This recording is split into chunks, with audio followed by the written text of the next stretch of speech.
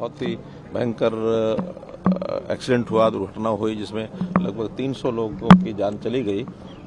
मैं उनके प्रति अपनी श्रद्धांजलि व्यक्त करता हूं और ऐसी दुर्घटनाओं के बाद निश्चित रूप से हमारा जो डिपार्टमेंट है उसकी जानकारी तो अवश्य लेंगे ही, कोई ना कोई उसकी जानकारी भी होगी ही, क्योंकि भयंकर दुर्घटना वास्तव में एक क्वेश्चन मार्क खड़ा करती है। लेकिन दुर्घटना तो दुर्घटना है। उनके जान चले जाने के बाद उनके प्रति श्रद्धांजलि और उनके सब परिवारों के लिए भी मैं प्रभु से प्रार्थना करता हूं कि उनको ये क्या हरियाणा के भी उसमें कुछ लोग अभी तक जानकारी नहीं है, कोई मिलेगी तो बताएंगे। और जहां तक मेरा ये 2 दिन का कार्यक्रम है करनाल विधानसभा का, तो इसमें मैंने 4 वार्डों की बैठकें रखी हैं। मैंने वार्डों की बैठकें शुरू की थी पिछले 2 महीने पहले, 6 वार्डों की पहले हो चुकी हैं, 4 आज और कल में हो जाएंगी, 1 पंचायत की भी होगी।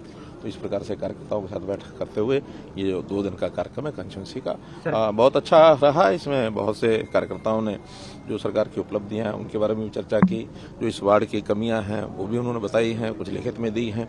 इन सब कामों को कारपोरेशन लेवल की ज़्यादातर होती हैं इसमें, तो कारपोरेशन हल करेगा। हाँ, एक जो regularisation of colonies, approval of colonies, वो पेंडिंग अभी है, उसका सर्वे चल रहा है और इस महीने में मुझे लगता है कि यहाँ की जो कॉलोनीज इन्होंने भेजी हुई हैं लिख करके पहले, उनका सर्वे इस महीने में पूरा होगा।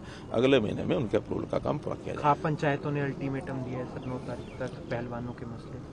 देखिए, पहलवानों वाले विषय में चूंकि बहुत पहले से ये विषय चल रहा है और केंद्र सरकार इसको देख रही है और निश्चित रूप से कोई ना कोई हल इसका निकलना चाहिए। हमने अपनी ओर से भी प्रयत्न किया था, कुछ लोगों से बातचीत हुई थी, तो बहुत जिसको कहना चाहिए कि फैसला होते होते छोटी मोटी जब कमी रह जाती है, उसके बाद फिर जब चीज़ नहीं होती तो कहीं ना कहीं फिर कुछ संगठन खड़े होते हैं।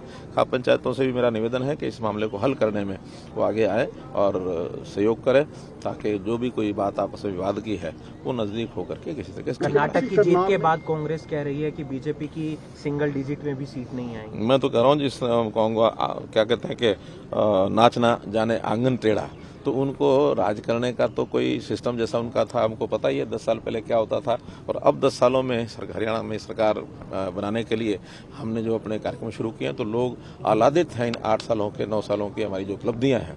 लोगों का जो जीवन सरल हुआ है, एक ईज ऑफ डूइंग के साथ साथ ईज ऑफ लिविंग के जो हमने कार्यक्रम चलाए हैं, उस सब में लोग बड़े आनंदित हैं।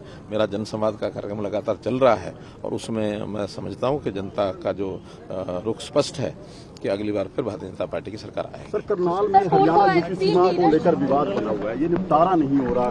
किसानों की जमीन जो है यूपी के खनन ठेकेदारों ने खोल ली है। पुराना विषय है, वो चकबंदी का भी था और कुछ आपस में बंटवारे का विषय था। उसके ऊपर हमारे डिप्टी कमिश्नर और टीम जो है उसको काम कर रही है। उसके ऊपर आशा तो है एमिकेबली हल होना चाहिए।